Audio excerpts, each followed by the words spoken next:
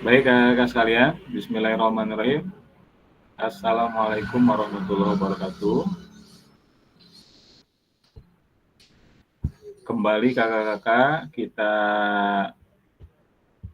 di tatap maya, yaitu di modul 1.5 terkait dengan pengembangan kurikulum PJOK.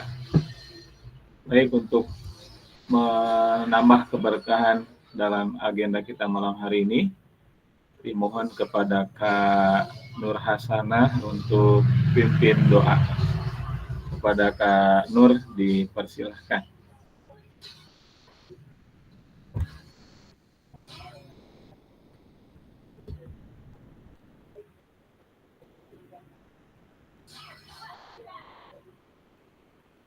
Silakan open mic dulu Kak Nur. Ya, doanya nggak mesti panjang-panjang, doa pendek juga nggak apa-apa. Oke. Assalamualaikum warahmatullahi wabarakatuh. Waalaikumsalam warahmatullahi Kakak, sebelum kita memulai pelajaran hari ini, ada baiknya kita memulai dengan berdoa dulu. Berdoa dimulai, Bismillahirrahmanirrahim. Rabbi sholli sadri wa yassirli amri. Allahumma inni as'aluka ilman nafi'an wa a'udzubika min ilmin la yanfa'. Raditu billahi rabba wa bil islami dina wa bil muhammadin nabiyya wa rasulah. Rabbi zidni ilma warzuqni fahma. Amin ya rabbal alamin. Sadaqallahul azim. Amin ya rabbal alamin. Terima kasih Kak Nur yang sudah memimpin doa pada pertemuan kita malam hari ini. Sekali lagi mudah-mudahan apa yang kita panjatkan kepada Allah Subhanahu wa taala, doa-doa kita dikabulkan. Baik kakak sekalian, mohon izin saya share screen dulu.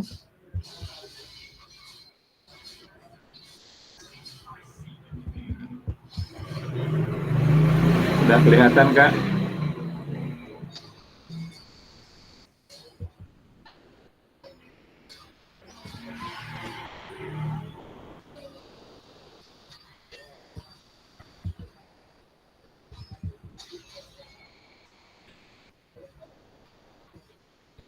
Baik kakak sekalian, salam dan bahagia untuk kita semuanya. Ahlan wa sahlan, Kak Victor sudah bergabung dengan kita. Semoga malam hari ini senantiasa diberkahi Allah Subhanahu wa taala.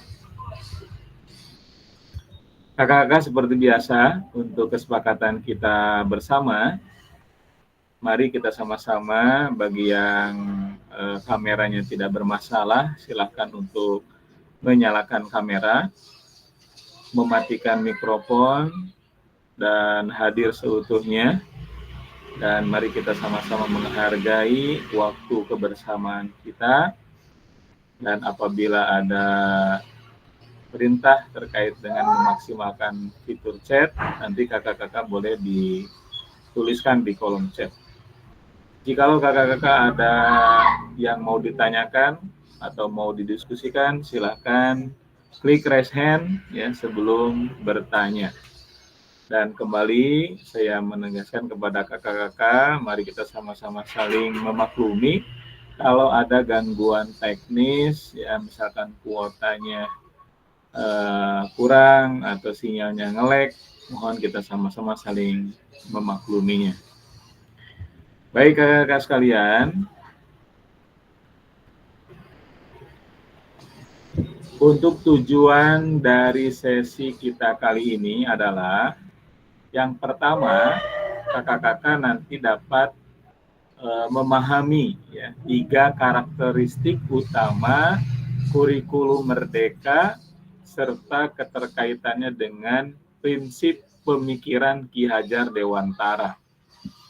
Nah, biasanya ini kalau kakak-kakak yang mengikuti PPG, kayaknya terkait dengan kurikulum merdeka, terus pemikiran Ki Hajar Dewantara, insya Allah ini udah pada melotok kayaknya ya. Terus yang kedua, kakak sekalian, Kakak-kakak nanti mudah-mudahan mampu memahami pengembangan kurikulum PJOK. Dan yang ketiga, nanti diharapkan kakak-kakak juga mampu memahami ya penyusunan program PJOK yang berkualitas dengan backward design. Nah, di antara kakak-kakak sekalian, adakah yang pernah membaca atau misalkan baru malam ini kakak-kakak mengenal terkait dengan backward design? Bagi kakak-kakak yang baru tahu, silahkan coba angkat jempolnya. Oke, Kak Nur Hasana. Kak Yutri Nekasari juga baru tahu. Kak Mogi juga, insya Allah baru tahu. Jadi rata-rata semua baru tahu terkait dengan backward design. Ya, nanti kita akan coba mempelajari semuanya kakak-kakak sekalian. Ya.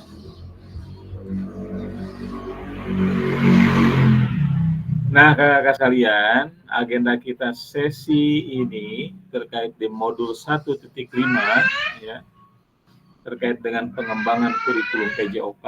Yang pertama, backward design. Yang kedua, pengembangan kurikulum PJOK.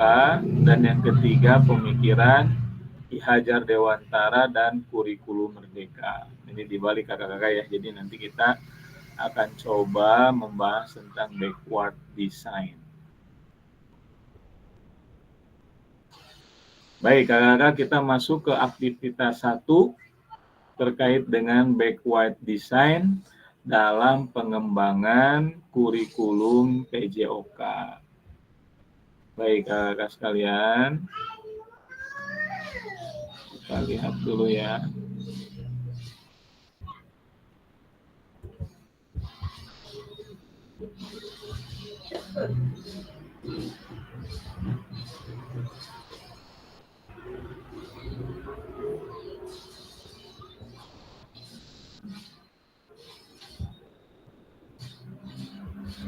Di antara kakak-kakak, adakah yang pernah baca di backward design?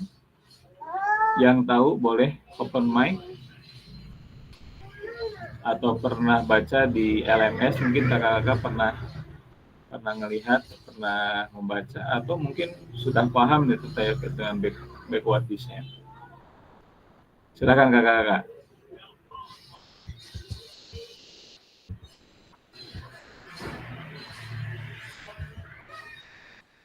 Baik, kalau begitu kakak-kakak sekalian, menurut kakak-kakak, dari skala 1 sampai 10, kira-kira seberapa dalam pemahaman kakak-kakak tentang kurikulum PJOK? Silakan kakak-kakak. Dituliskan di kolom chat, dimulai sekarang. Silakan. Menurut kakak-kakak, skala nilai kakak dari 1 sampai 10 terkait dengan pemahaman kakak-kakak tentang kurikulum PJOK. Silakan Kak. Ketik di kolom chat.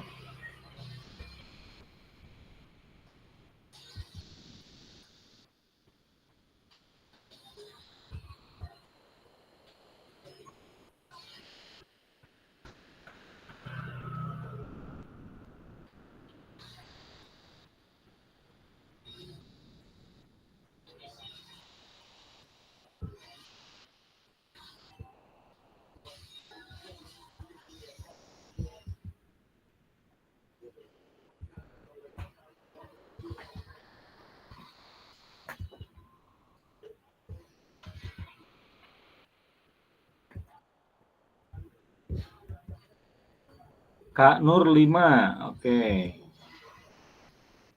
Kak Nur, saya mau tanya dulu deh sama Kak Nur. Kira-kira kenapa Kak Nur ngasih nilai 5? Silakan open mic Kak Nur. Yang lain juga menuliskan ya di kolom chat berapa skala 1 sampai 10 terkait dengan pemahaman kakak-kakak tentang kurikulum PJOK. Silakan Kak Nur. Oke Kak, kalau pemahaman kayaknya masih banyak perlu belajar dari kurikulum PJOK. Juga waktu kuliah kemarin tuh kayaknya tidak ada menyinggung ke arah kurikulum PJOK gitu Kak. Jadi kami tuh belajarnya RPP modul gitu. Terus juga kalau dibaca-baca kurikulum pendidikan jasmani itu kan adalah rencana pembelajaran yang bertujuan untuk mengembangkan siswa secara holistik terutama dalam aspek jasmani. Nah, yang didasarkan pada beberapa tujuan yaitu bisa meningkatkan kebugaran jasmani, mengembangkan keterampilan motorik, terus juga bisa mengembangkan pengetahuan dan perilaku hidup sehat dan aktif. Jadi kalau Oke, kayak mendalamnya mungkin bisa didapatkan pada malam ini gitu Kak. Karena oke, kayaknya masih banyak masih baik. ih. Oke ya, tepuk tangan dulu buat Kak Nur ya. Terima kasih Kak Nur yang sudah memberikan nilai 5. Mudah-mudahan nanti ketika ya seiring berjalan kita sama-sama saling memahami, mudah-mudahan Kak Nur bisa merubah nilainya menjadi bisa 8 atau 9. Baik, eh, dari yang lain ini belum pada nulis kolom chat atau mau langsung saya tunjuk kalau gitu ya. Oke, mohon izin. Kita lanjut ke Kak Yutri dulu deh. Halo Kak Yutri.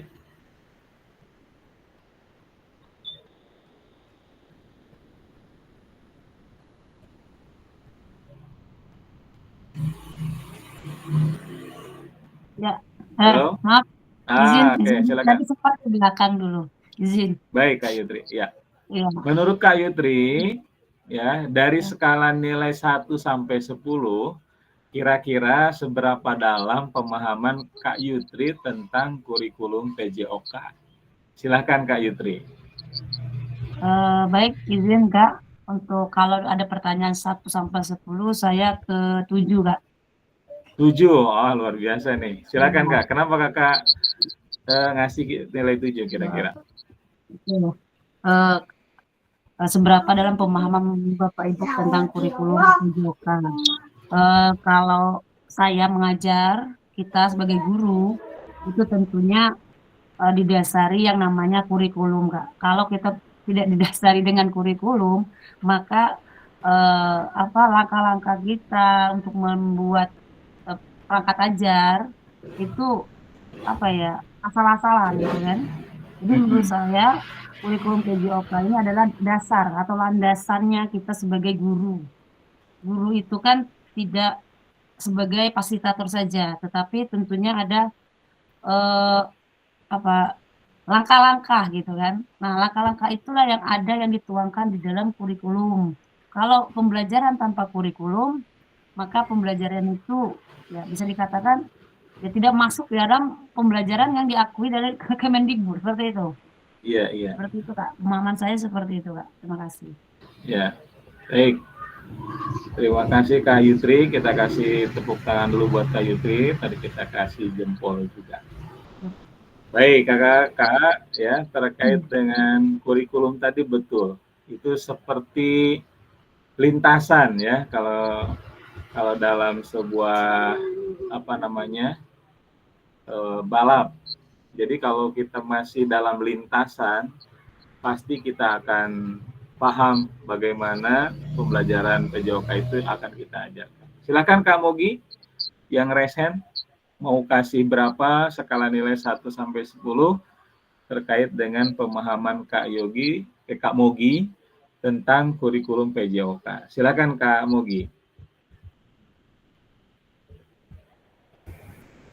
Assalamualaikum warahmatullahi wabarakatuh.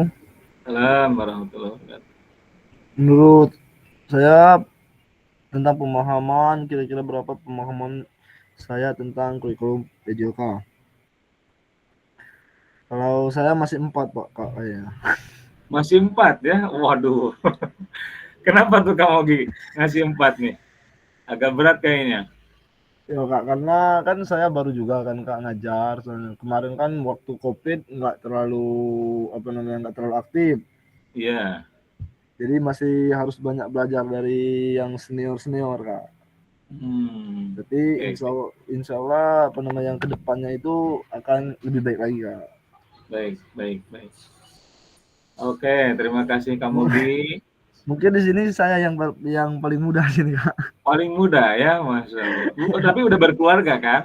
Udah Kak, baru keluarga Kak. Wah, mantap. Semangat Kak Baru Mobi ya. ya 1 Kita tahun ini berkeluarga. semuanya pejuang cuan ya. Baik kakak sekalian, jadi salah satu elemen paling krusial dalam pendidikan yang tidak dapat diabaikan adalah kurikulum, Kak. Jadi kedudukan kurikulum itu memiliki peran yang sangat signifikan dan strategis.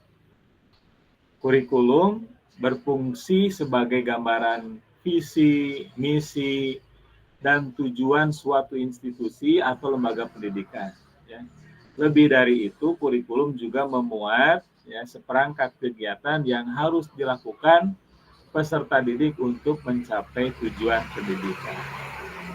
Nah, menurut kakak-kakak sekalian, ya mungkin kakak-kakak juga sudah membaca di LMS bahwa asal-usul istilah kurikulum yang awalnya digunakan dalam dunia olahraga itu berasal dari kata kurir ya atau pelari dan curere atau tempat berpacu. Nah, jadi pada saat itu kakak-kakak sekalian kurikulum diartikan sebagai lintasan yang harus ditempuh oleh seorang pelari mulai dari start sampai finish untuk memperoleh medali atau penghargaan. Nah, maka kemudian kakak-kakak sekalian, konsep tersebut diterapkan dalam dunia pendidikan menjadi serangkaian mata pelajaran yang harus ditempuh oleh seorang peserta didik mulai dari awal sampai akhir program pelajaran untuk memperoleh penghargaan atau kalau dalam sekolahan itu kakak-kakak sekalian ijazah lah gitu seperti itu ya. Baik kakak-kakak sekalian, kita lanjutkan ke slide selanjutnya. Mohon maaf yang lain ya nanti menyusul atau masih ada yang mau berkomentar kakak-kakak?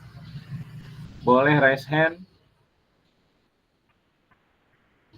Oke. Kalau tidak ada, kita lanjutkan ke slide selanjutnya kakak-kakak. Oke kakak sekalian, ini ada pertanyaan.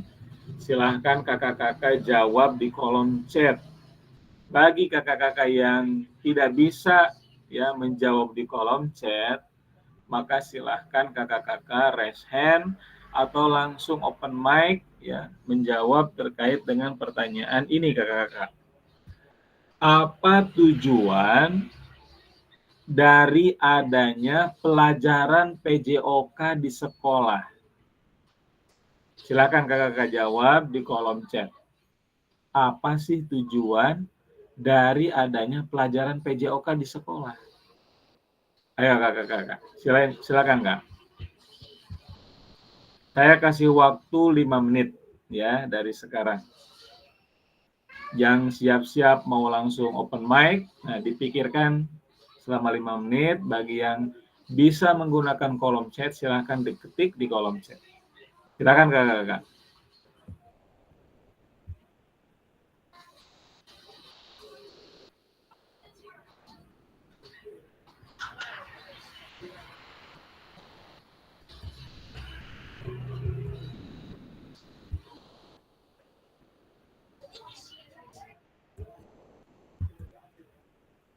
Oke, silahkan Kak Yutri.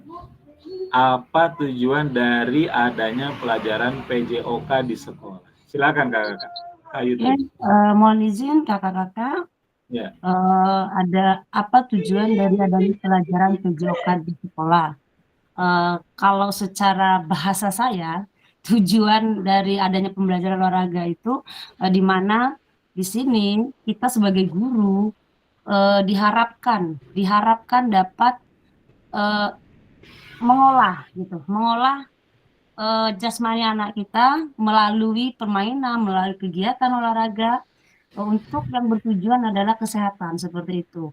Nah, tetapi di samping dari adanya pengolahan jasmani anak-anak yang tertujunya menuju ke kesehatan, itu kita juga sebagai guru olahraga, tujuan pembelajaran PJOK ini adanya kita itu melatih emosional anak seperti itu. Nah, hal itu bisa kita lihat dalam suatu permainan atau kelompok. Nah, itu bakal terjadi, itu bakal terjadi. Nah, selain itu juga kita tujuannya itu untuk mengembangkan mental anak, sosial. Kenapa pada sosial? Karena di sana nanti anak-anak terlihat pada saat mereka dalam permainan. Nah, seperti itu.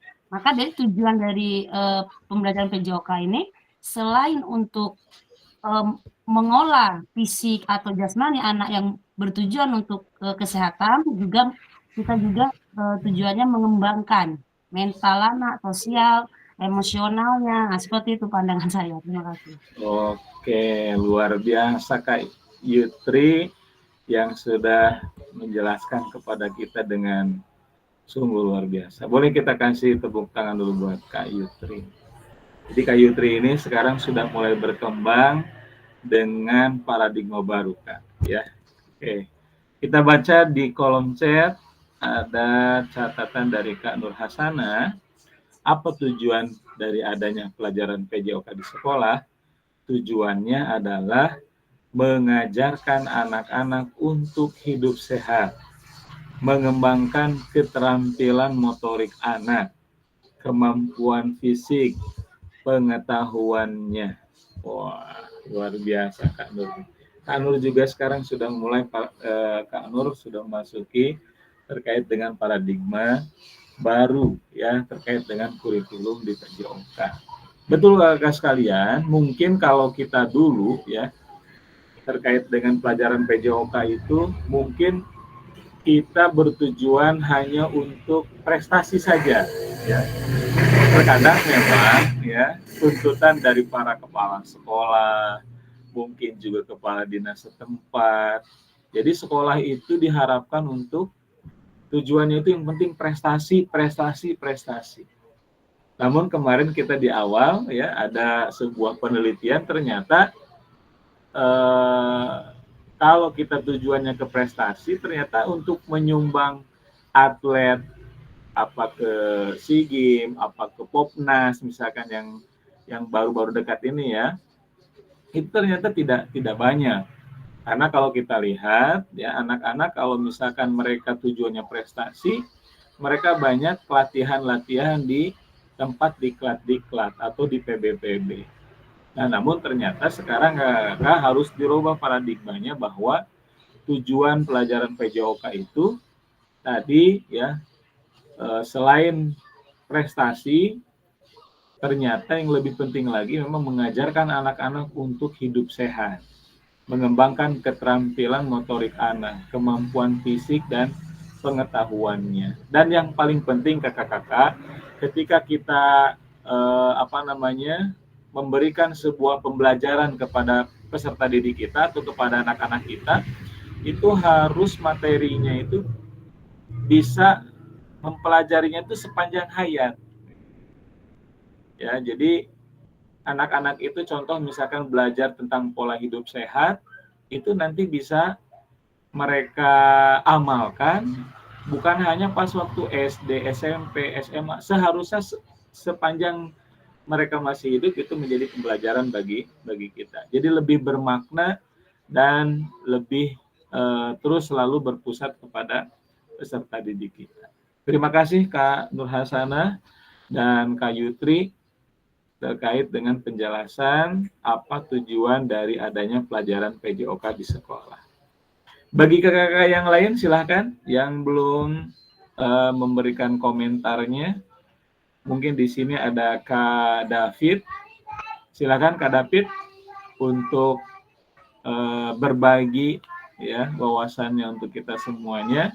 Apa sih tujuan dari adanya pelajaran PJOK di sekolah? Silakan Kak. Kalau ada yang perlu ditambahkan lagi.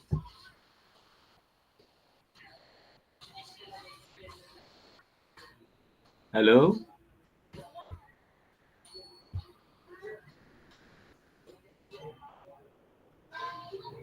Oke, kalau tidak ada lagi yang mau menyampaikan, kita lanjut ke slide selanjutnya, kakak-kakak.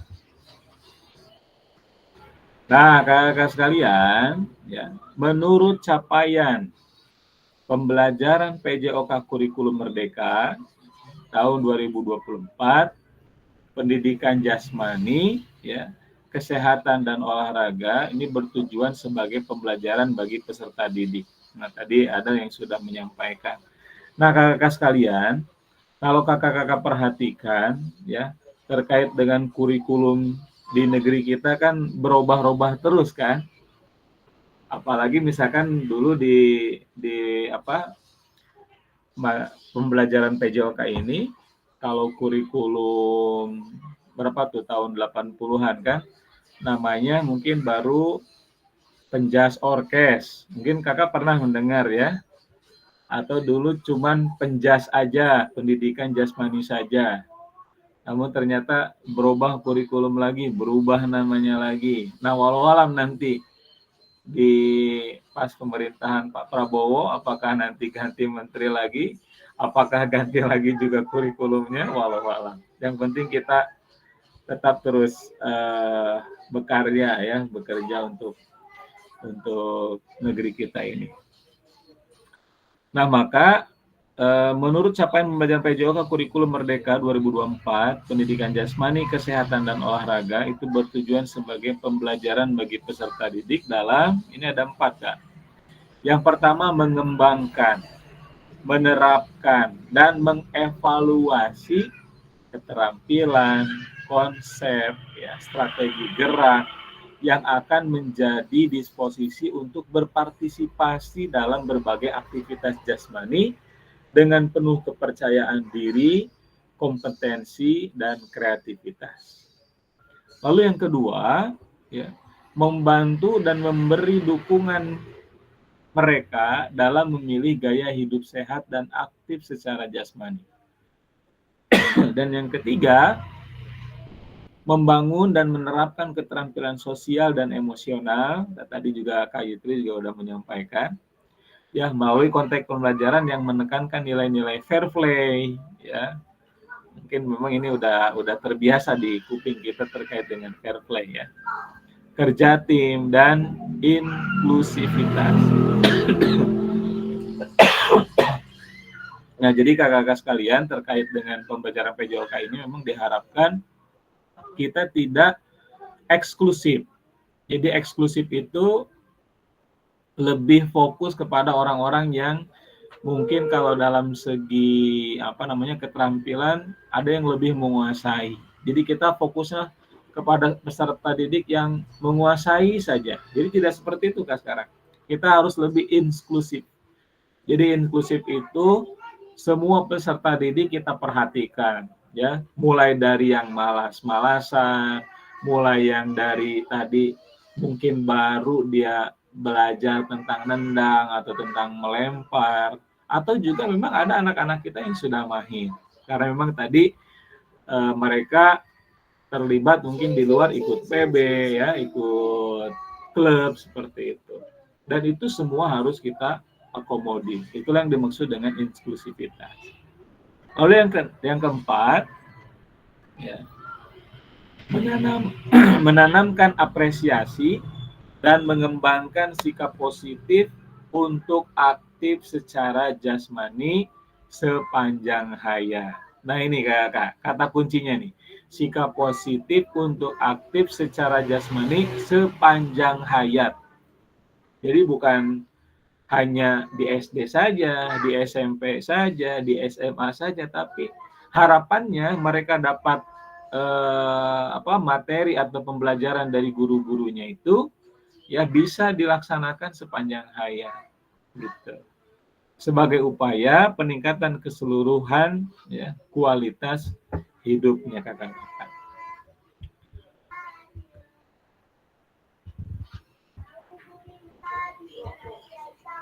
Baik kakak-kakak sekalian, mari kita berdiskusi sesuai pertanyaan pada slide berikutnya. Silahkan nanti kakak-kakak tulis di kolom chat atau raise hand untuk menyampaikan pendapat kakak-kakak sekalian. Baik kakak-kakak sekalian, mari kita diskusi ya.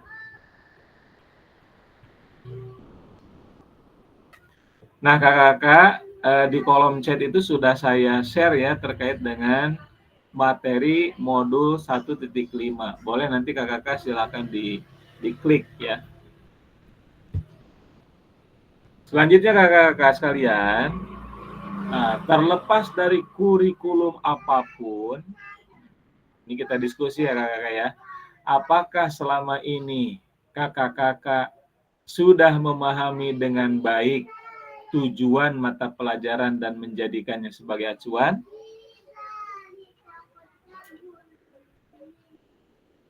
Silakan Kak, ditulis di kolom chat.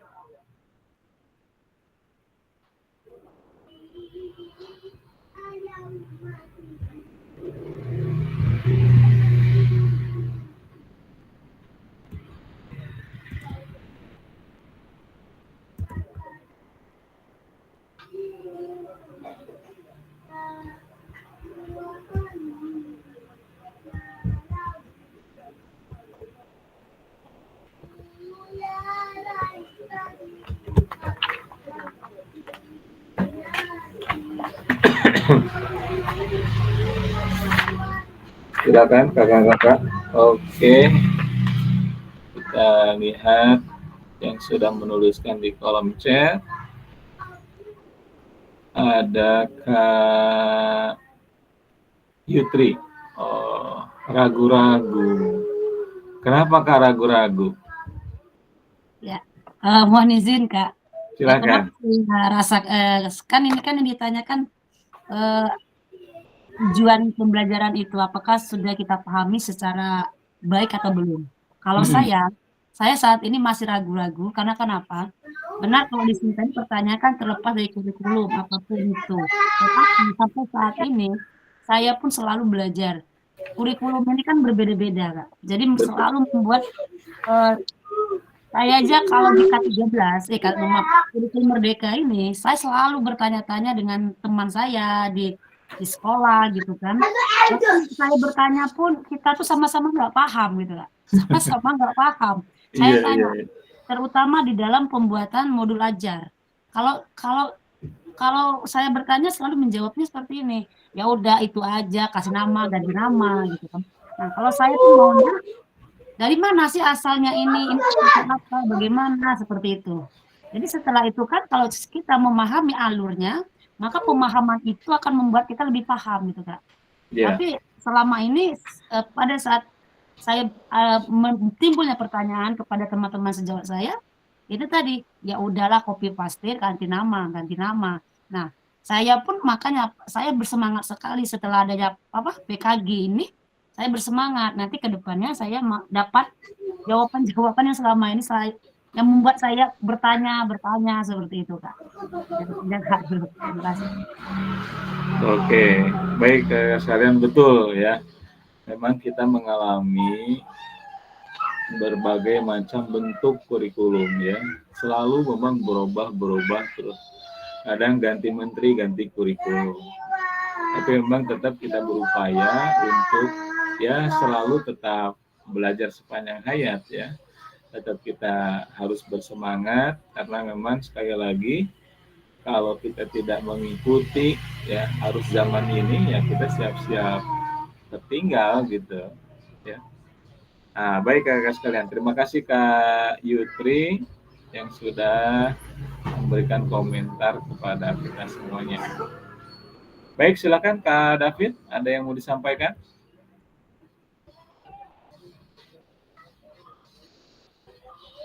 Selamat pagi Ibu. Selamat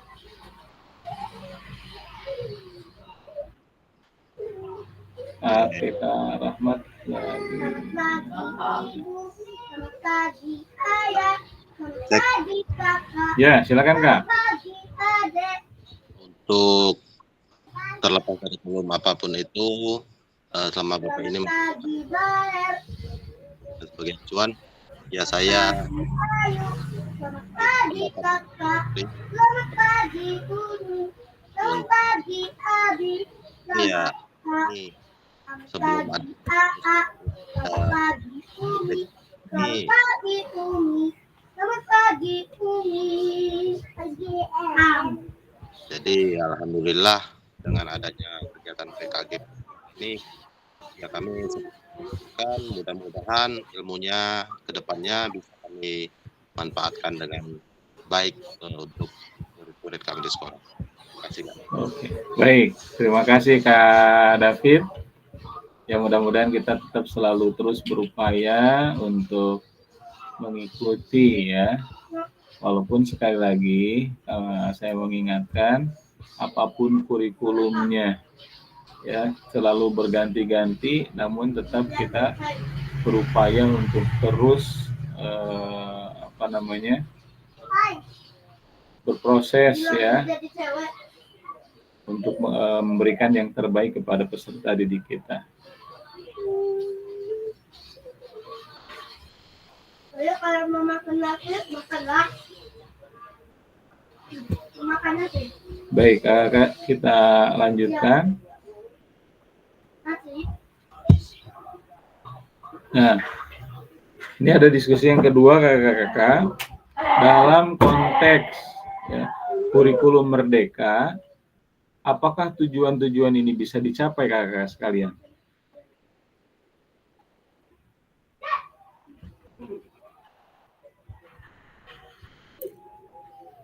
Nah, biasanya bagi kakak-kakak yang sudah PPG, mungkin memahami terkait dengan kurikulum merdeka. Silakan kakak-kakak yang mungkin pada hari ini ikut PPG Daljak. Ya. Di sini belum ada komentar terkait dengan Kak Victor, mungkin silakan.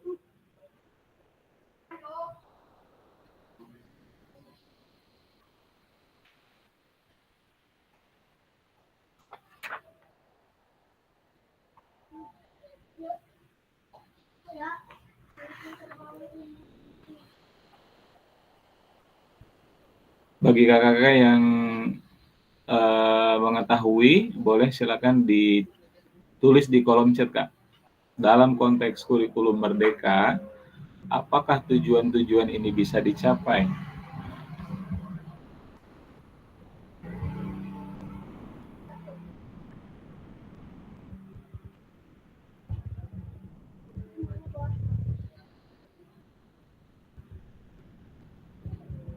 Karena kakak-kakak sekalian ya terkait dengan kurikulum merdeka ini sudah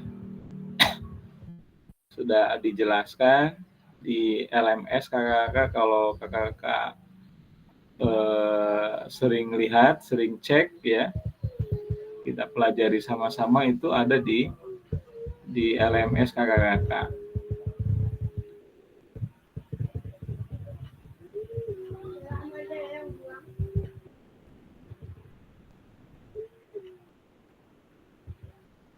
Karena kakak sekalian, kalau kita lihat ya di dasar-dasar pendidikan Ki Hajar Dewantara ini kan masih relevan ya hingga saat ini dan menjadi landasan dalam pembangunan sistem pendidikan di Indonesia. Walaupun konsep dari Pak Ki Hajar Dewantara itu sudah lama, tapi ternyata ini masih kita gunakan ya. Karena kalau kita lihat bagaimana kontribusi dan pemikirannya dalam bidang pendidikan, ya, telah memberikan pengaruh yang sangat besar dalam pengembangan pendidikan di Indonesia. Ini kata kuncinya, kakak. Dalam kurikulum merdeka, ya, setiap anak adalah bintang yang berkilau. Setiap murid memiliki potensi unik yang perlu diungkap dan ditemukan melalui pendekatan pendidikan yang inklusif dan terarah. Nah, ini kakak-kakak sekalian. Karena kurikulum merdeka ternyata memang menggunakan pendekatan pendidikan yang menekankan pada kebebasan, kemandirian, dan pengembangan potensi individu atau pendidikan yang menuntun.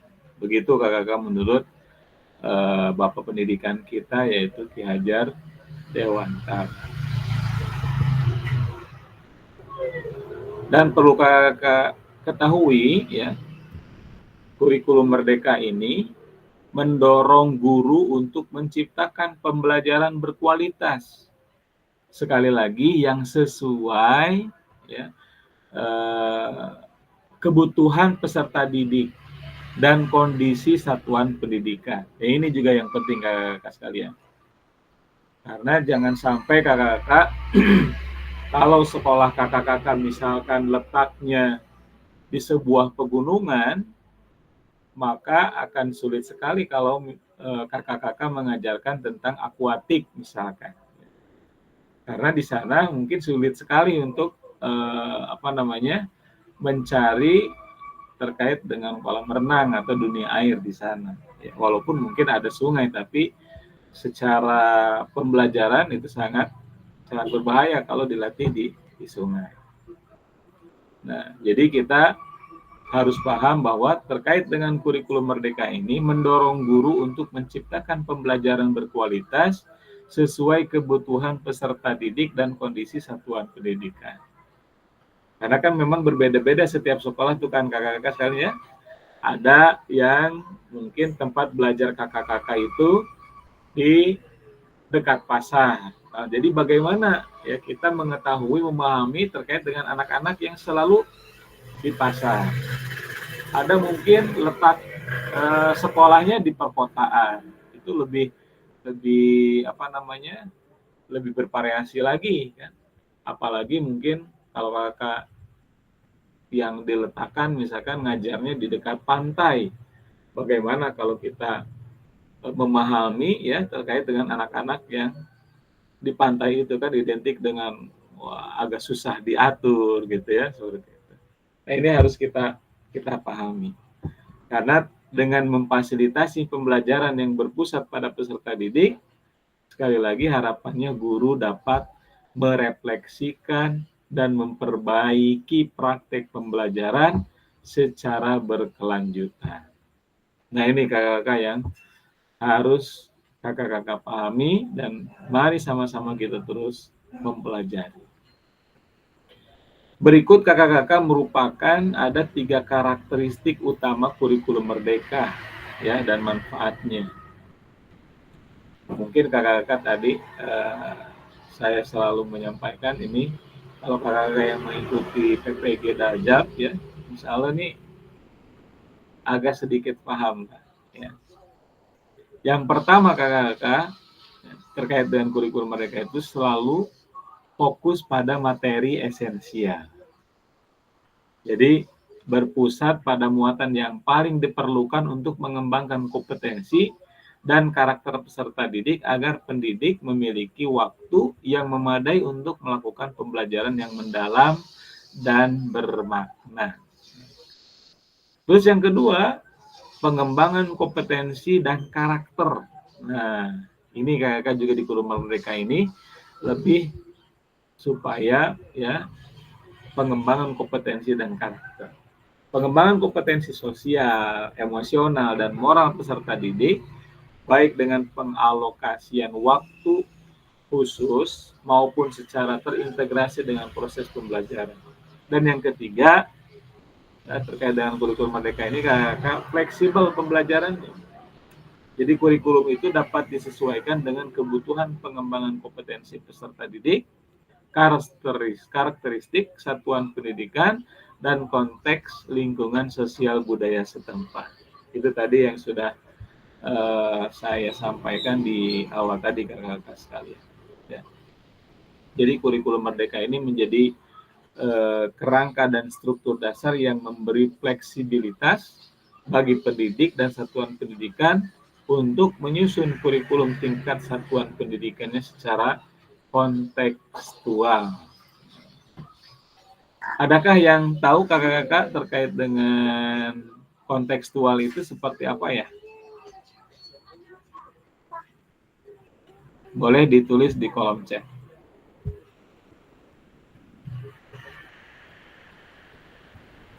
Silakan Kak, terkait dengan kontekstual itu apa ya? Ada yang paham?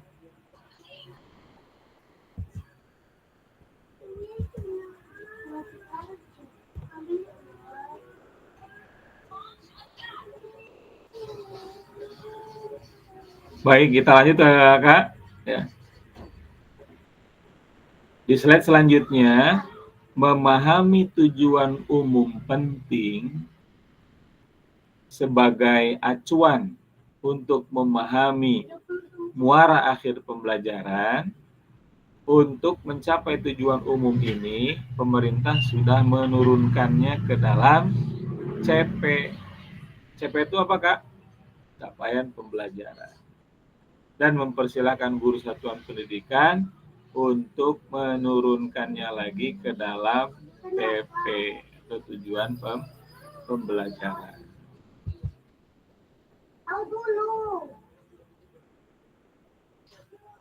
Baik, selanjutnya kakak-kakak. Nah, nanti bagi yang tahu boleh silakan raise hand atau langsung open mic kakak-kakak. Bagaimana ya kakak-kakak memastikan agar pengajaran yang kita lakukan benar-benar menyasar tujuan pembelajaran. Karena seringkali pengajaran langsung fokus pada materi atau aktivitas apa yang harus dilakukan murid. Baik, jadi ada yang menulis di kolom chat. Nah, oke. Tadi terkait dengan kontekstual, menurut Kak Nur Hasana dapat diartikan pendekatan pembelajaran yang mengaitkan materi pelajaran dengan kehidupan nyata siswa. Oke, luar biasa Kak Nur Hasana, betul sekali. Ya. Kita kasih tepuk tangan untuk Kak Nur Hasana. Nah, selanjutnya kakak-kakak sekalian, bagaimana memastikan agar pengajaran kita lakukan benar-benar menyasar tujuan pembelajaran. Karena seringkali tadi pengajaran langsung fokus pada materi atau aktivitas apa yang harus dilakukan murid. Baik, kalau gitu saya coba tunjuk lewat aplikasi Well of Name ya atau Spin. Baik kakak, mohon izin saya share yang ini. Nanti yang ditunjuk silakan kakak-kakak kasih komentar ya. Oke, sudah kelihatan Kak ya? Siap-siap nih, ini kayak aplikasi arisan ya. Baik kakak-kakak, kita tekan siapakah yang keluar.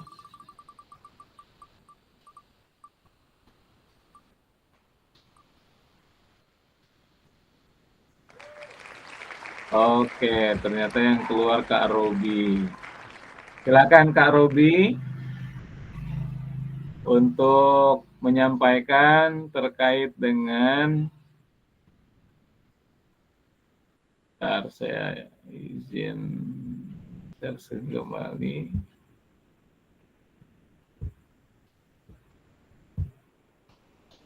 Silakan Kak Robi.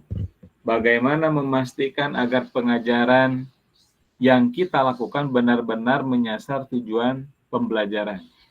Silakan Kak.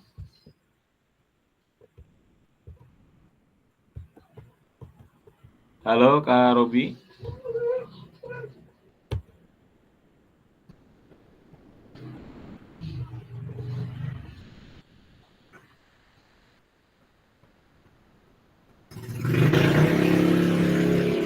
Bisa diulangi Kak, nggak dengar. Ya, ini Kak Robi.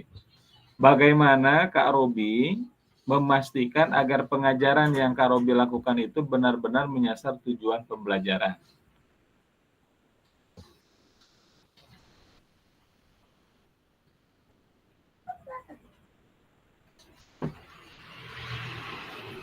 Mungkin dengan melihat antusiasme dari peserta didik, Kak.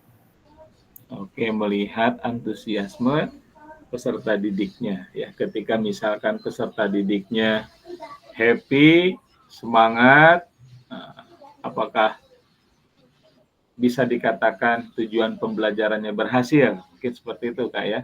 Tapi kalau kita lihat mungkin anak-anaknya kurang bersemangat, mungkin karena bisa jadi tadi ya terlalu fokus kepada materinya tadi atau aktivitasnya. Itu terkadang mungkin karena ya memang betul anak-anak ini mengikuti pembelajaran kita terkadang sesuai dengan mood mereka masing-masing. Nah, saya juga sepakat ya salah satunya ya ketika memang pengajaran yang kita lakukan itu benar-benar mencapai tujuan pembelajaran, itu salah satunya anak merasa dilibatkan semuanya, merasa bahagia ketika memang pembelajaran yang kita lakukan itu bisa sampai kepada peserta didik kita atau kepada anak-anak kita. Baik, selanjutnya ada yang lain silakan bagi yang mau berkomentar. Tadi untuk Kak Robi kita kasih tepuk tangan dulu atau jempol.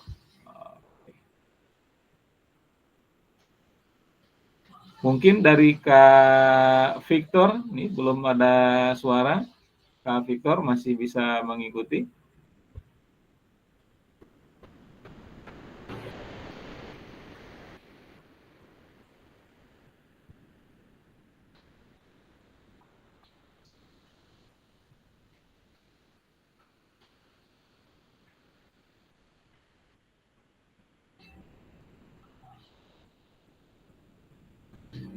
Baik, masih terganggu jaringannya kayaknya. Kita lanjut kakak-kakak sekalian ya.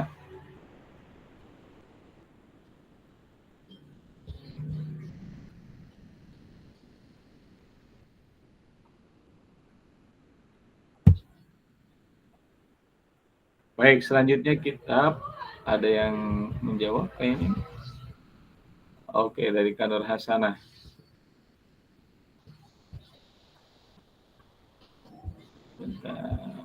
Kita balik lagi ke pertanyaan ini ya. Bagaimana memastikan agar pengajaran yang kita lakukan benar-benar menyasar tujuan pembelajaran? Menurut Kak Nur Hasanah, dengan melakukan post-test kepada siswa setelah melaksanakan pembelajaran terkait materi yang disampaikan. Dengan contoh, memberi kuis di akhir pembelajaran, lalu dari kuis tadi kita mendapatkan perubahan siswa dalam aspek kognitif, afektif, maupun psikomotor. Oke, luar biasa Kak Nur Hasanah. Ya. Tadi kalau menurut Kak Robi, ya, dikategorikan terkait dengan dengan tercapainya tujuan pembelajaran tadi, anak-anak bisa terakomodir, bisa bahagia ya mengikuti pembelajaran PJOK, namun ternyata ada keterangan lain dari Kak Nur Hasanah, bisa coba direct dengan dikasih post test ya atau dikasih tes. Itu kita tahu bagaimana anak-anak bisa memahami terkait dengan kognitifnya. Ini rata-rata mungkin kalau tes ini lebih ke kognitifnya ya. Namun bisa juga ke afektif, juga psikomotor, tapi lebih condong ke kognitifnya. Baik kakak-kakak sekalian, kita lanjutkan di slide selanjutnya. Proses backward design ya dalam pengembangan kurikulum secara umum melalui 3 tahap di bawah ini. Jadi kakak-kakak, kalau proses backward design ini itu dari tujuan akhirnya dulu kita awalkan ya, karena di sini yang pertama terkait dengan proses backward design itu mengidentifikasi capaian pembelajaran. Ya. Terus yang kedua menentukan metode penilaian, dan yang ketiga merencanakan pengalaman belajar dan strategi pembelajaran. Nah biasanya kan kakak-kakak ya, kalau kita pas waktu mau memberikan pembelajaran kepada peserta didik kita itu kan pertama merencanakan dulu kan, merencanakan pengalaman belajar, terus strateginya seperti apa. Namun ternyata di backward design itu kakak-kakak kita mengidentifikasi dulu capaian pembelajaran. Jadi maksudnya kita mengetahui dulu bagaimana ya kemampuan si anak-anak ini dalam misalkan materi pembelajaran PJOK tadi.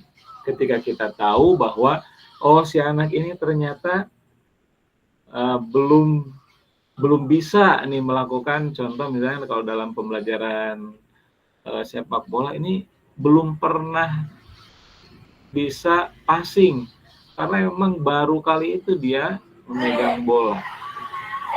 Terus misalkan di sisi lain ternyata ada anak yang sudah mulai terbiasa dengan melakukan passing. Ada juga anak-anak yang sudah mahir. Nah, ketika kita sudah mengidentifikasi capaian pembelajaran, lalu kita tentukan metode penilaian.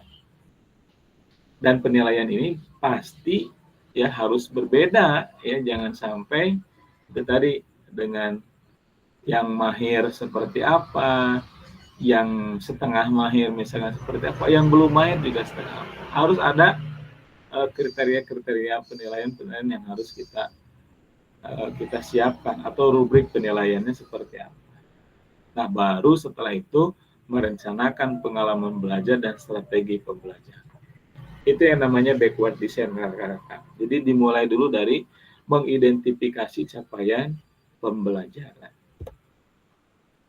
Nah, ini kakak pesan kuncinya ya. Jadi backward design ini merupakan proses sistematis yang memastikan kesesuaian kurikulum dengan capaian pembelajaran yang diinginkan.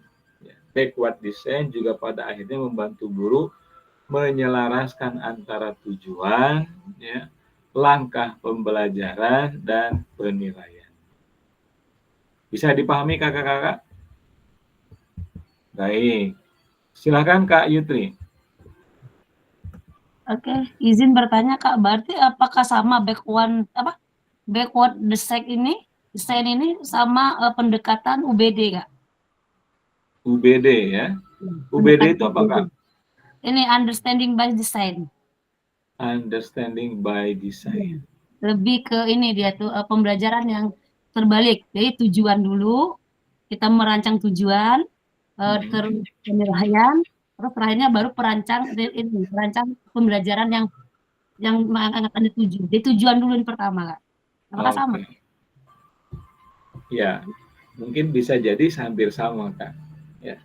Tapi untuk di pembelajaran kita kali ini, itu tadi kata kuncinya terkait dengan backward design ini, proses sistematis yang memastikan kesesuaian kurikulum dengan capaian pembelajaran yang diinginkan. Nah, jadi backward design ini juga memang pada akhirnya membantu guru menyelaraskan ya antara tujuan, langkah pembelajaran, dan penilaian. Jadi memang itu tadi kita lebih ke mengidentifikasi dulu tujuannya seperti itu. Oke. Terima kasih Kak Yutri ya. Terima kasih. Oke.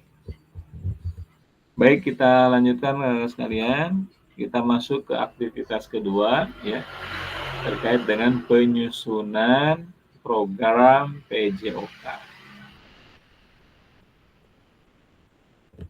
Baik, kakak-kakak sekalian. Ini udah keluar ya. Bentar ya.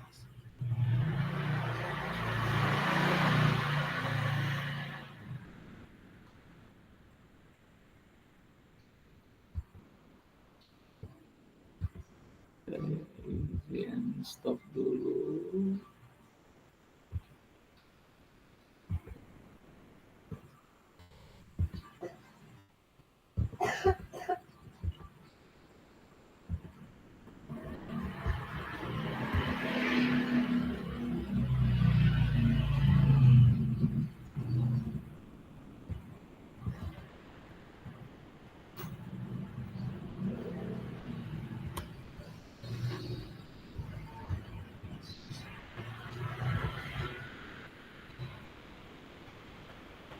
Nah, ini kakak sekalian, ini seharusnya tadi tidak muncul duluan ya, karena ini kuis sebetulnya. Jadi ketahuan ya. Mohon maaf Kak. Oke. Jadi kurikulum berbasis standar, manakah yang benar definisi di bawah ini? Tadi karena jawabannya sudah keluar kakak-kakak, ya. Nih, kita jelaskan aja lagi satu persatu. Ya. Kurikulum merupakan seperangkat aktivitas untuk menguasai keterampilan. Jawabannya apa tadi, Kak? Betul apa salah? Halo?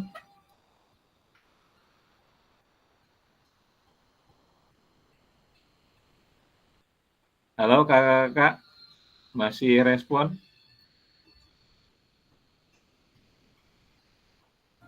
Siap masih kok.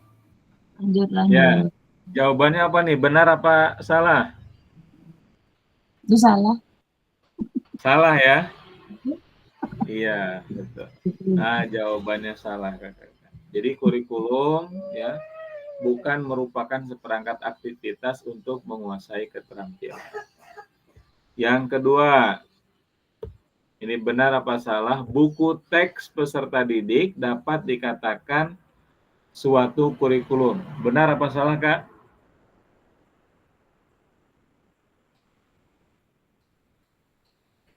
Halo? Kan salah kok, ada tadi silangnya soalnya. Oke, betul ya. Tidak. Iya, jawabannya sudah ketahuan ya. Baik, jadi nggak surprise lagi ya kakak-kakak, mohon maaf ini.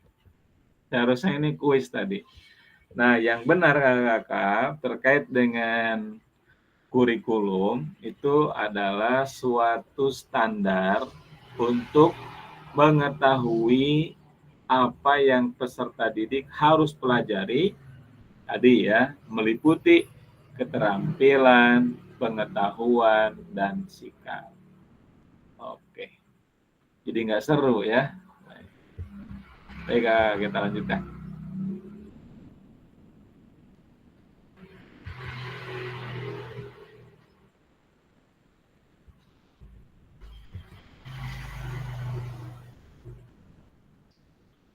Baik kakak-kakak sekalian, di slide selanjutnya terkait dengan komponen kurikulum pada satuan pendidikan pelaksana kurikulum merdeka. Kok keluar ya.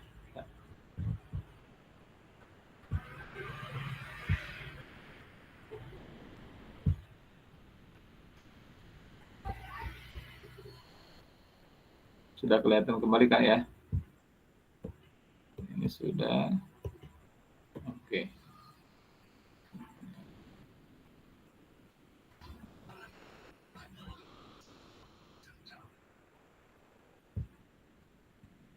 Jadi komponennya ini ada 5 kakak sekalian ya.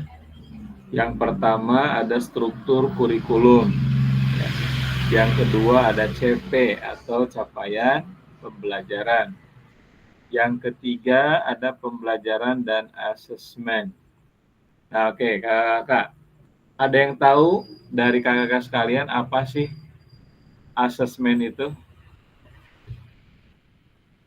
Boleh silakan raise hand. Ya, silakan Kak Robi.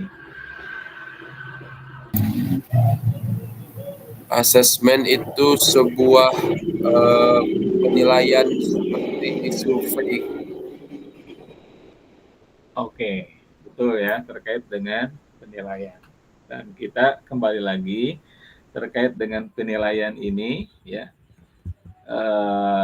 berbagai macam ya. Jadi jangan sampai kita fokusnya tadi hanya kepada kognitifnya saja atau hanya kepada afektifnya saja, tapi tetap ketiga-tiganya itu harus dijadikan sebagai asesmen penilaian kita atau penilaian itu.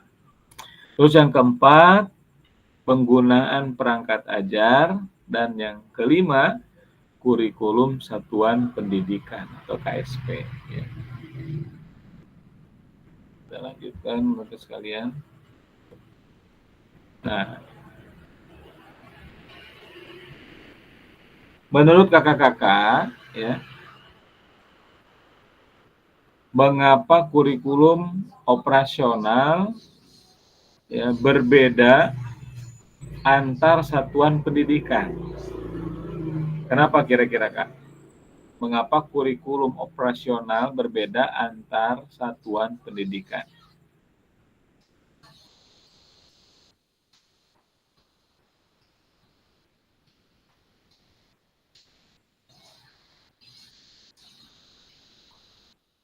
Oke, silakan kembali Kak Robi. Karena seperti yang tadi kakak bilang, bahwa karakter anak-anaknya berbeda, kulturnya berbeda, daerah tinggalnya berbeda, kebutuhannya juga berbeda. Jadi jelas saja bahwa kurikulum operasionalnya juga berbeda. Ya, jadi kita pahami Bapak Ibu ya sekalian atau kakak sekalian terkait dengan mengapa kurikulum operasional berbeda antar satuan pendidikan, karena memang itu tadi terkadang tadi di letak lokasi sekolah kakak-kakak kan memang berbeda-beda. Ada tadi yang tinggalnya di daerah pantai, ada yang di daerah pegunungan. Maka memang secara lokasi itu bisa mempengaruhi bagaimana gaya belajar anak-anak itu berbeda gitu. Dan kita harus bisa memahami terkait dengan karakter-karakter yang anak-anak tampilkan kepada kita. Nah, di sini sebetulnya sudah ada jawabannya juga ya, agar bermakna sebetulnya. Nah, jadi kurikulum operasional satuan pendidikan dikembangkan sesuai dengan konteks dan kebutuhan peserta didik dan satuan pendidikannya. Nah, ini bisa menjadi kabar gembira ya bagi kakak-kakak agar dapat menyusun program yang relevan dengan kultur gerak di mana peserta didik tinggal. Kadang memang sekali lagi kalau anak-anak pantai itu pasti berenangnya jago-jago gitu kan. Karena memang dekat dengan posisi pantai. Baik kakak-kakak sekalian, kita lanjutkan lagi. Nah, mari berbagi cerita kakak-kakak pada saat ya kakak-kakak menyusun kurikulum PJOK. Kakak.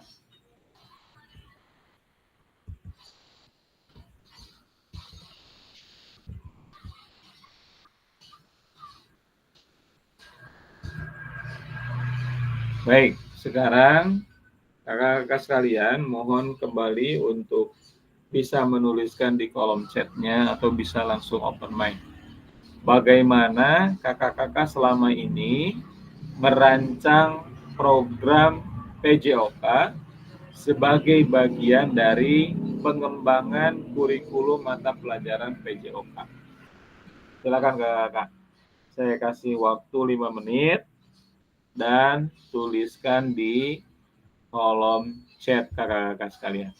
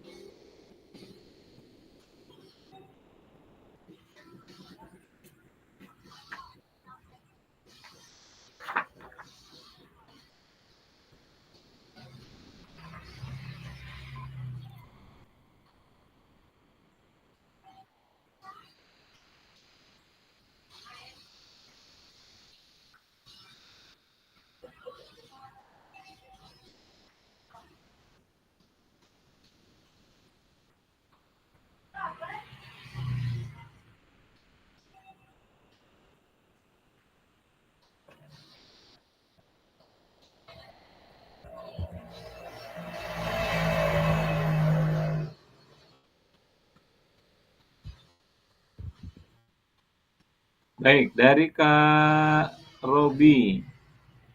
Bagaimana kakak selama ini merancang program PJOK sebagai bagian dari pengembangan kurikulum mata pelajaran PJOK?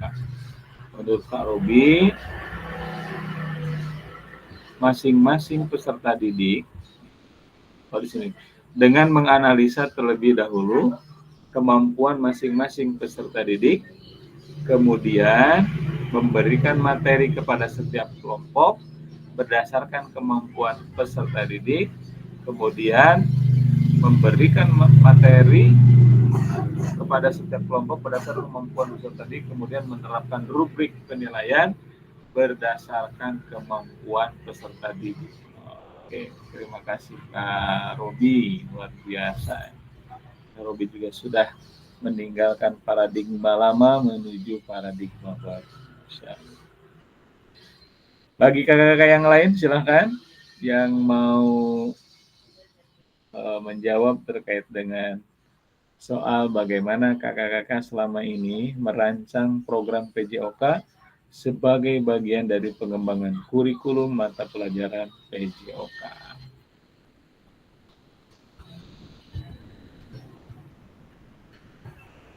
Oke, saya minta satu orang lagi, kita kembali ke putaran tadi ya.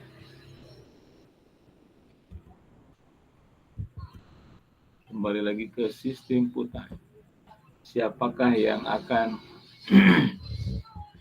keluar? Silakan untuk memberikan komentarnya. Tadi Kak Robi sudah ya. Kita putar lagi.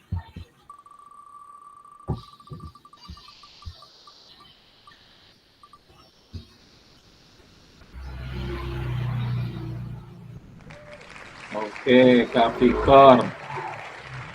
Silahkan Kak Victor. Sudah dapat nih arisan ini. Silakan Kak Victor. Halo Kak Victor.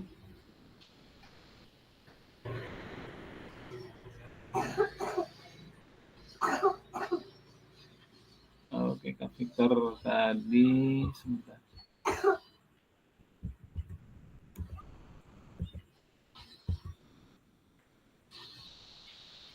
Oh, beliau lagi PKOS ke PPG dulu karena mau orientasi. Oh. Baik, karena Kak Victor belum bisa merespon, kita kocok lagi ya kakak-kakak sekalian. Oke, siapakah yang akan keluar?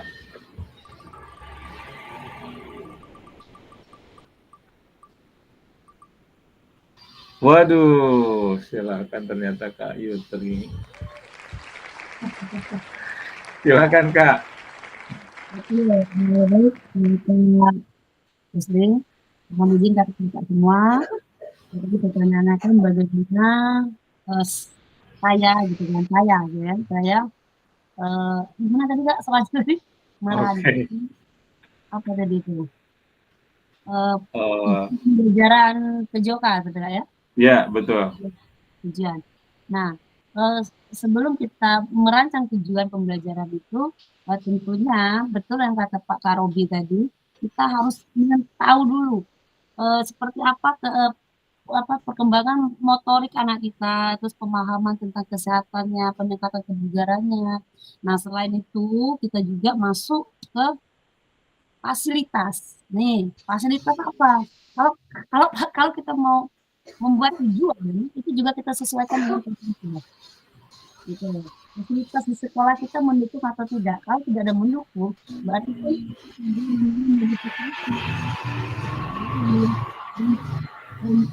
tetap dalam tujuan itu tercapai seperti itu. Nah, selanjutnya tentu adanya keragaman aktivitas. Nah, itu juga kita buatkan kelompok-kelompok. Mungkin di dalam pembelajarannya nanti di dalam pembuatan RPT-nya itu nanti kita adakan yang namanya asesmen awal. Jadi namanya itu pembelajaran yang berdiferensiasi ya. Karena kebutuhan siswa kita itu berbeda, karakteristiknya berbeda. Nah, itu yang harus kita pastikan semaksimal mungkin sehingga tidak ada yang namanya anak-anak itu cenderung harus itu saja gitu. Nah, itu makanya kita adanya assessment awal supaya kita mengetahui karakter anak-anak kita dikelompokkan. Nah, itu kan lebih dalam pembelajaran berdiferensiasi seperti itu. Berarti kita membuat rancangan pembelajaran itu menjadi agar kita. Di dalam itu nanti baru ada di situ. Kenapa saya mengatakan itu pengelompokan supaya anak-anak kita terlibat semua. Nah, Oke, siap. semua. Nah, tujuannya itu keterlibatan Oke. di situ. Seperti itu. Itu terjadi proses refleksi kegiatan. Oh, Ini refleksi kegiatan. Karena apa? Pentingnya refleksi itu tadi untuk perbaikan dari pembelajaran kita sendiri, perbaikan untuk diri kita sendiri sebagai guru, sebagai fasilitator. Nah, seperti itu, Kak. Oke, terima kasih Kak Yutri. Luar biasa Kak Yutri. Kalau sudah menjelaskan secara detail ya kepada kita semua. Baik, kakak-kakak sekalian, kita lanjutkan ke slide selanjutnya. Oke. Kita kembali ke slide. Pertanyaan yang kedua kakak, apa saja yang selama ini kakak-kakak anggap menjadi sesuatu yang bernilai untuk dipelajari murid di kelas PJOK atau di kelas pembelajaran PJOK? Ya, apa saja yang selama ini kakak-kakak anggap menjadi sesuatu yang bernilai untuk dipelajari murid di kelas PJOK? Ya. Tapi sebelum itu, tadi ada yang menulis di kolom chat. Kata Kak David, oh ya, kami berkolaborasi dengan sesama guru PJOK di sekolah dalam merancang program apa saja yang nantinya akan kami masukkan dalam pembuatan kurikulum. Kita dulu buat Kak David Rianto. Terima kasih Kak David. Baik, sekarang pertanyaan kedua, apa saja yang selama ini kakak-kakak anggap menjadi sesuatu yang bernilai untuk dipelajari murid di kelas pembelajaran PJOK? Silakan kakak-kakak yang tahu tulis di kolom chat, atau bagi yang mau menyampaikan secara langsung boleh langsung open mic.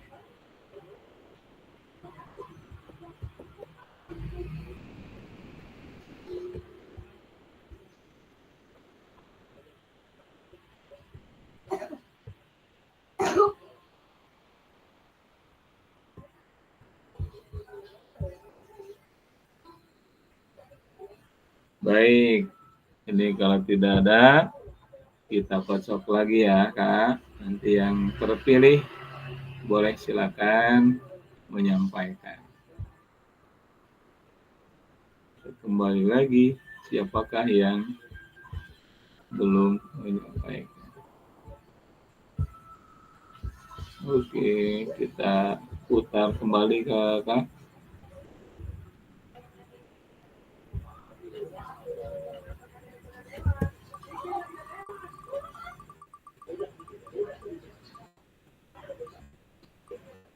Oke, Kak David.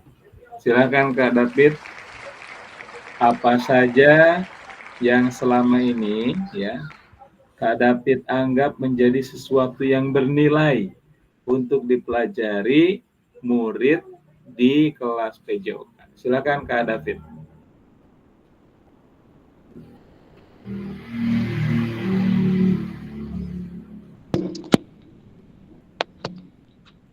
Oke, terima kasih Kak. Saya akan coba menjawab. Selama ini yang menurut saya bernilai yang bisa dipelajari untuk murid itu bahwasanya kebiasaan kita dalam berolahraga itu tentunya untuk kebutuhan jasmani kita. Jadi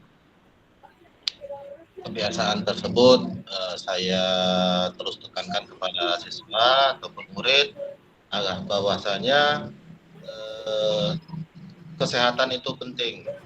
Walaupun ibarat kata kita pintar matematika, bukan kita merendahkan ya, kita pintar matematika, pintar fisika, pintar pelajaran yang lain pun, seandainya kita mungkin tidak dilatih untuk kuat, mungkin suatu saat dalam keadaan sedang contoh dalam keadaan sedang mengikuti olimpiade, karena tidak menjaga kesehatan, siswa tersebut bisa menjadi terkena serangan sakit atau demikian karena tidak memprioritaskan kesehatan terlebih dahulu. Oke, begitu Kak. Baik, kita kasih aplaus untuk Kak David.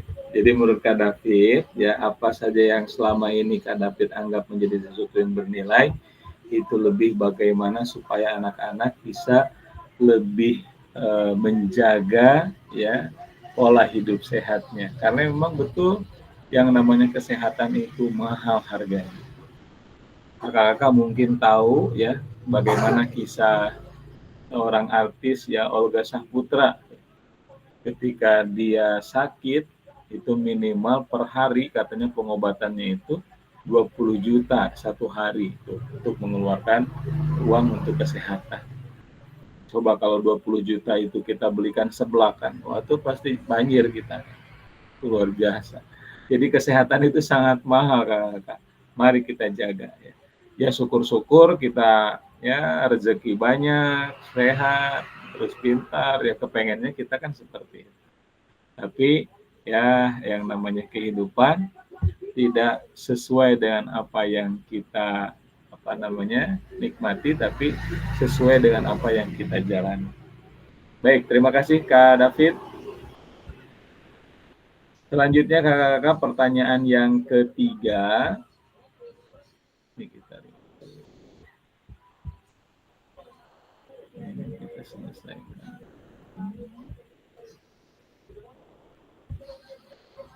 Siap-siap untuk pertanyaan yang ketiga. Oke. Bagaimana kakak-kakak akan mengintegrasikan itu semua ke dalam proses pengembangan kurikulum mata pelajaran PJOK yang sekarang berlaku, kakak-kakak? Jadi tadi terkait dengan yang pertama, ya terkait dengan merancang program. Terus yang kedua tadi terkait dengan ya sesuatu yang bernilai.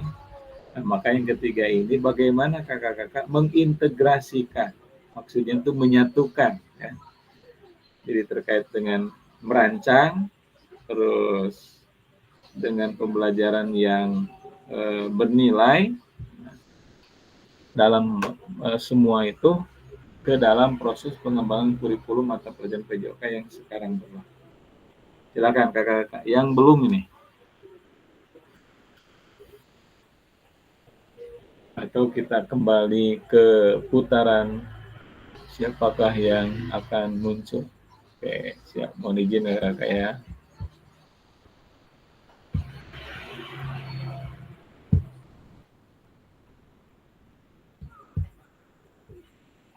Baik, siap-siap. Ini Kak Robi masih ada, nanti kalau Kak Robi terpilih, kita remove aja. Siap-siap.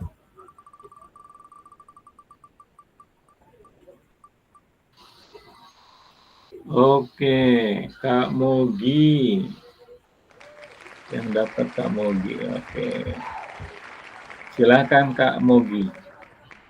Menurut Kak Mogi, ya bagaimana Kak Mogi mengintegrasikan atau menyatukan itu semua yang tadi sudah kita bahas ya, dalam proses pengembangan kurikulum mata pelajaran PJOK yang sekarang berlaku. Silakan Kak.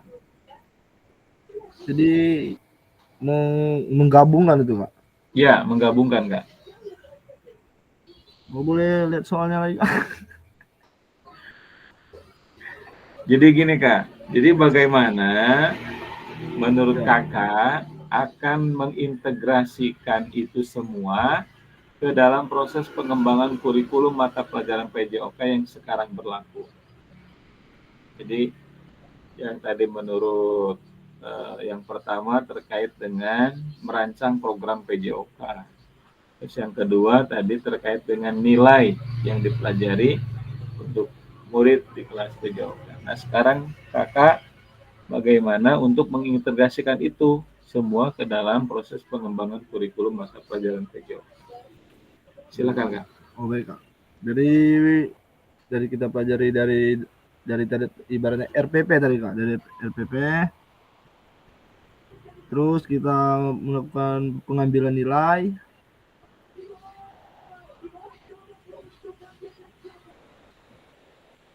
Terus kita mengaplikasikannya kak, menurut saya kak.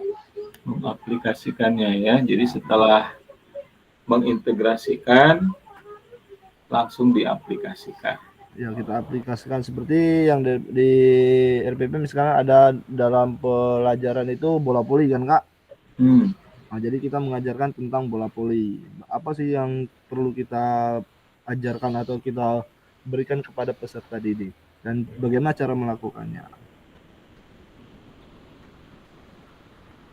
Baik, terima kasih Kak Mugi atas jawaban yang sudah Kak Mugi sampaikan. Kita kasih jempol dulu untuk Kak Mugi ya. Baik, kita stop share screen, kita kembali ke slide. Baik kakak-kakak sekalian. Nah, inilah kakak-kakak ya. Ada 6 faktor yang mempengaruhi pengembangan program PJOK.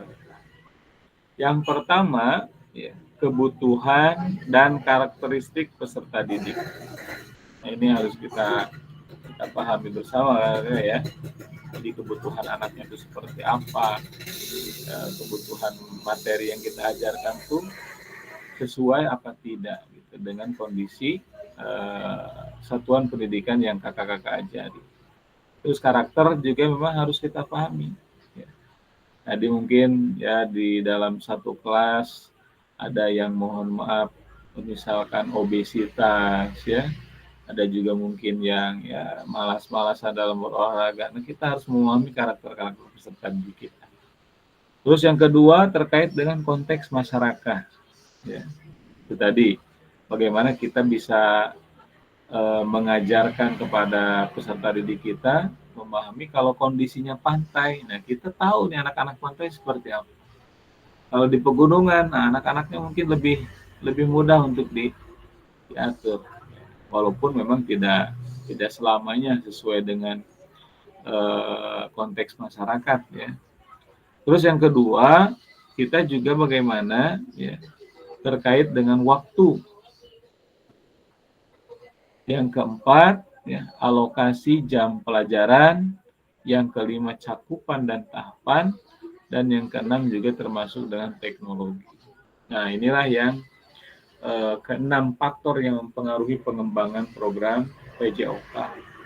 Jadi ini harus kita sama-sama pahami, kakak. Namun, kalau memang mau idealnya kan keenam-enam ininya harus ada.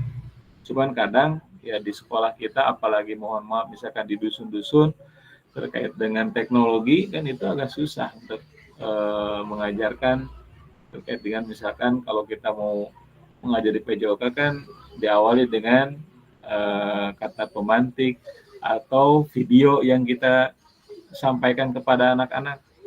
Nah, tapi kalau misalkan sinyal juga nggak ada, ya repot. Kita harus menyiapkan terlebih dahulu di rumah kita masing-masing. Baik kakak, ini aktivitas yang ketiga, yaitu aktivitas yang terakhir terkait dengan karakteristik utama ya, kurikulum merdeka dan artikulasi Ki Hajar Dewantara dalam pendidikan nasional. Nah, ada pertanyaan lagi nih kakak-kakak. Menurut kakak-kakak, kata kunci apa yang berulang kali kita telah bahas dalam mengembangkan ya, kurikulum PJOK? Silakan kakak-kakak jawab di kolom chat. Jadi menurut kakak-kakak, kata kunci apa yang berulang kali kita telah bahas dalam mengembangkan kurikulum PJOK? Silakan kakak-kakak.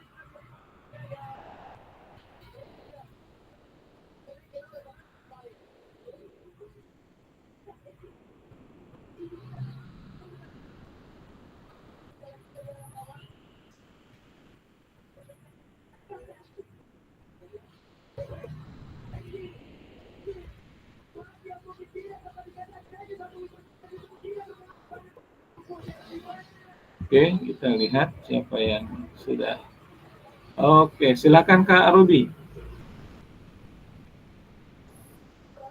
Kata kunci yang berulang kali telah dibahas dalam mengembangkan kurikulum mungkin keaktifan dan keterlibatan peserta didik. Oke, keterlibatan peserta didik. Oke, itu menurut Kak Robi. Yang lain kira-kira? Kak Yutri, terkait dengan tujuan pembelajaran. Oke. Ada yang lain? Silakan.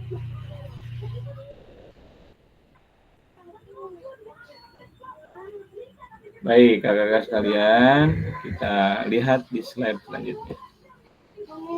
Nah, kakak-kakak sekalian, apa yang telah kita bahas merupakan karakteristik kurikulum merdeka. Tadi banyak tadi yang sudah kita bahas ya, terkait dengan tadi fokus pada materi esensial atau muatan yang paling diperlukan untuk mengembangkan kompetensi dan karakter peserta didik. Yang kedua, pengembangan kompetensi dan karakter. Jadi pengembangan kompetensi sosial, emosional, dan moral peserta didik. Dan yang ketiga, fleksibilitas pembelajaran, yaitu kurikulum dapat disesuaikan dengan kebutuhan pengembangan kompetensi peserta didik, karakteristik ya satuan pendidikan dan konteks lingkungan sosial budaya setempat. Jadi inilah kakak-kakak yang telah kita bahas itu merupakan karakteristik ya kurikulum merdeka. Ini ciri-ciri ya, karakteristik ya kurikulum merdeka ini yang harus ada. Yang pertama fokus pada materi esensial, yang kedua pengembangan kompetensi dan karakter, dan yang ketiga fleksibilitas pembelajaran. Begitu kakak-kakak. Sedikit lagi kakak sekalian ya.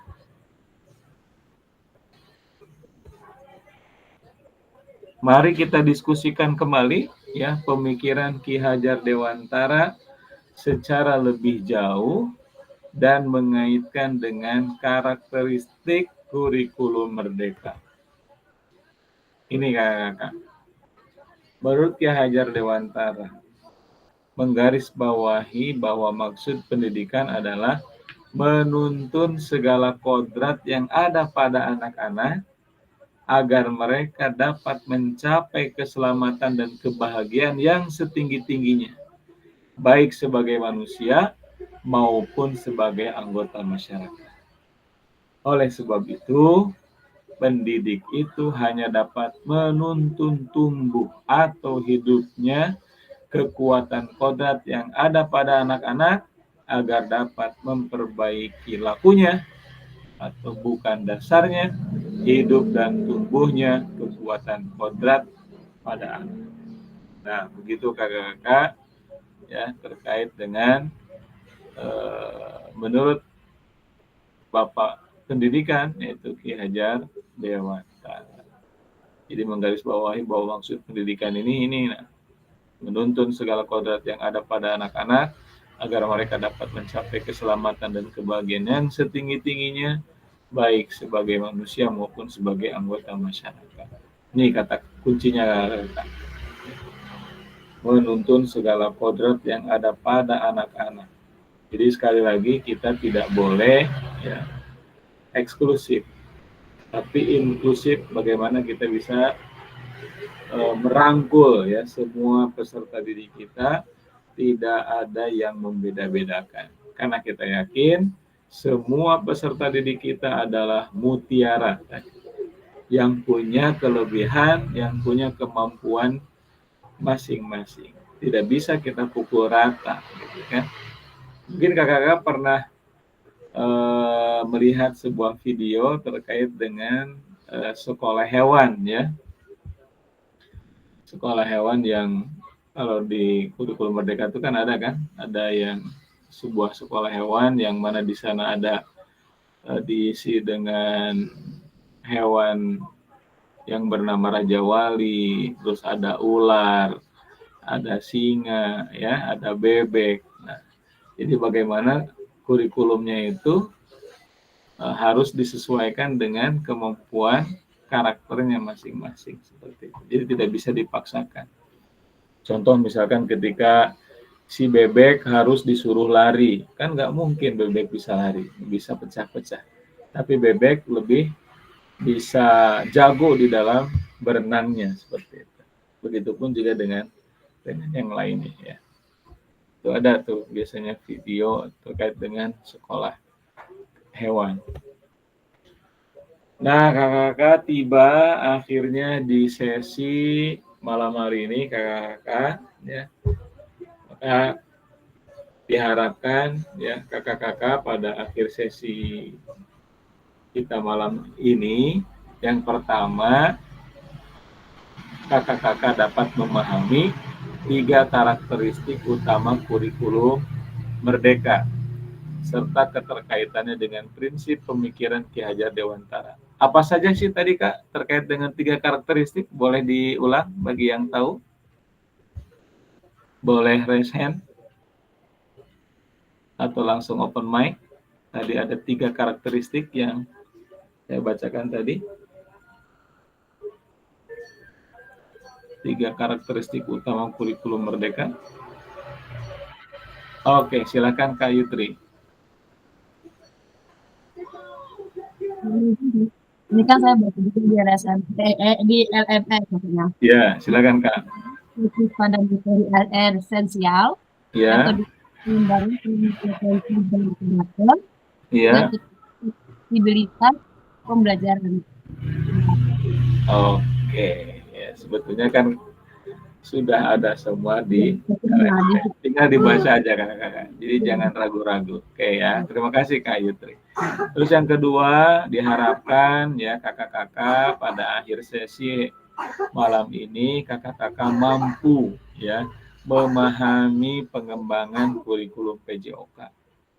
Dan yang ketiga, ya mudah-mudahan kakak-kakak mampu memahami penyusunan program PJOK yang berkualitas dengan backward design. Jadi sekali lagi kakak-kakak silahkan dibuka tuh selebar-lebarnya LMS itu, dibaca ya berulang-ulang kali. Jadi kalau ada pernyataan dari kawan-kawan kita ya, itu kalau bisa dikasih umpan balik, Kak. Karena memang itu juga ada penilaiannya. Misalkan Kak Robi ketika ada pertanyaan di LMS, terus Kak Robi jawab, nah harapannya kakak-kakak yang lain tuh kasih umpan balik. Misalkan, oh saya sepakat nih dengan pernyataan Kak Robi, seperti itu. Oh saya kalau sepakat seperti apa? Nah, jadi hidup Kak, diskusinya seperti itu. Dan yang terakhir kakak-kakak sekalian,